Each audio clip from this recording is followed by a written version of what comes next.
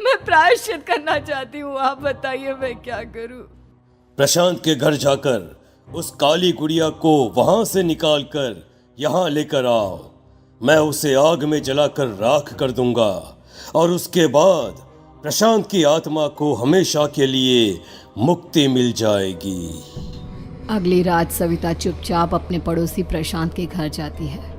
प्रशांत के माँ बाप प्रशांत की मौत के बाद उस घर को छोड़कर हमेशा के लिए वहां से चले गए थे।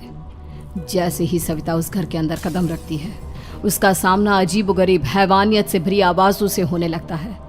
ऐसा लग रहा था जैसे कोई बुरी तरह से चीख रहा हो। सविता जैसे ही प्रशांत के कमरे के बाहर पहुंचती है, वहां पर लटकी हुई गुड़िया के शरीर से खून टपकने लगता है। ये क्या हो रहा है? इस गुड़िया के शरीर से खून क्यों टपक रहा है?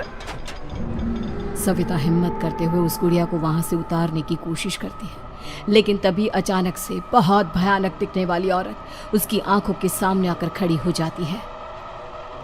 मैं यहाँ से कहीं नहीं जाऊंगी, और अगर तूने मुझे यहाँ से हटाने की कोशिश की तो मार डालूंगी मैं तुझे।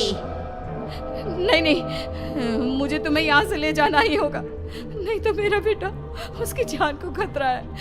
मैं तुम्हें नहीं छोड़ सकती। अगर तुम्हारे अंदर हिम्मत है तो मुझे इस घर से बाहर ले जाकर दिखाओ। और ऐसा कहकर वो औरत सविता के ऊपर हमला कर देती है और उसे हवा में उछाल उछाल कर जमीन पर पटकती है।